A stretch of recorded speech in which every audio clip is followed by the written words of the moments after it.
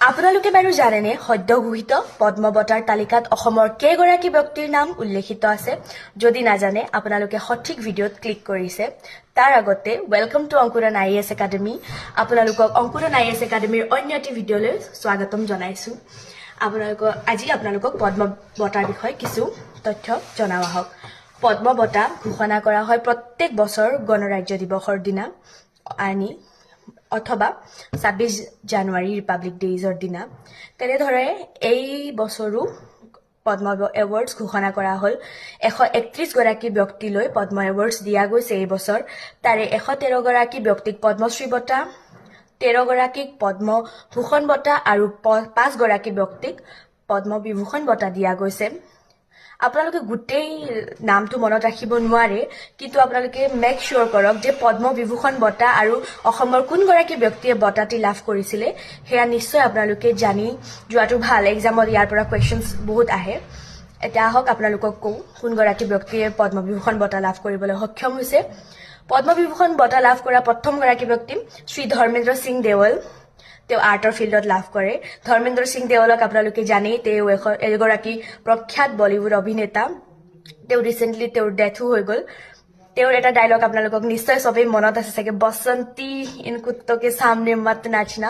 সেয়া চাগে আপোনালোকে দিছেও কাৰোবাৰ ওচৰত ডায়লগ, তেনেকে মনত ৰাখি ল'ব। তাৰপিছত আছিলে শ্ৰী কেটি থমাছ, তেওঁ পায় পাব্লিক এফেয়াৰ্ছত। MSN ৰাজনে পায় আৰ্টৰ ফিল্ডত। শ্ৰী পি নাৰায়ণে পায় লিটাৰেচাৰ এণ্ড এডুকেশ্যন ফিল্ডত, আৰু শ্ৰী VS অচ্যুতানন্দনে পায় পষ্টহিউমাছলি পায় তেওঁ পাব্লিক এফেয়াৰ্ছত। তেওঁ কেৰালাৰ ফৰ্মাৰ চিফ মিনিষ্টাৰো আছিলে।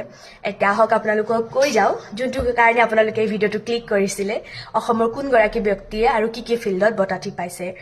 ফাৰ্ষ্টত হৰিচৰণ শইকীয়াদেৱে পাবলৈ সক্ষম হৈছিলে এই পদ্মশ্ৰী বঁটা। তেওঁ শিল্প সংস্কৃতিলৈ আগবঢ়োৱা যোগদানৰ বাবে তেওঁ এই বঁটাটি লাভ কৰিছিলে। তেওঁ সত্ৰীয় সংস্কৃতিৰ লগত ওতঃপ্ৰোতভাৱে জড়িত আছিলে। তাৰ ওপৰত নুৰুদ্দিন আহমেদে পাইছিলে 50 বছৰ ধৰি তেওঁৰ অৱদান দিয়া বাবে, শিল্প সংস্কৃতিক অৱদান দিয়া বাবে তেওঁ পাইছিলে এই বঁটা। তাৰপিছত পখিলা লেখথেপিয়ে পাইছে। তেওঁৰ বিষয়ে চাগে প্ৰশ্নত আগতেও আপোনালোকে পাই আহিছে। তেওঁ কাৰ্বি পাহাৰৰ এগৰাকী সুকণ্ঠী গায়িকা। তেওঁক নাইটিংগেল অফ কাৰ্বি পাহাৰ বুলিও কয়। তেখেতে পদ্মশ্ৰী বঁটা লাভ কৰে তেওঁৰ সংগীত চৰ্চাৰ বাবে। তাৰপিছত পায় যোগেশ্বৰ ৰাজবংশী। তেওঁ এৰী আৰু ৰেচম এই কাৰ্যকলাপত যোগদান আছিলে, নিয়োজিত আছিলে। ৰেচম এইবিলাকৰ ওপৰত যোগদান দিয়াৰ বাবে তেওঁ পাইছিলে পদ্মশ্ৰী বঁটা তেওঁ পাবলৈ সক্ষম হৈছে পদ্মশ্ৰী বঁটা।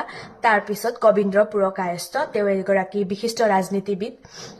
তেওঁ পাইছে, তেওঁ সমাজৰ বিষয়ে অৱদান আগবঢ়োৱাৰ বাবে তেওঁ এই বঁটাটি পাবলৈ সক্ষম হয়।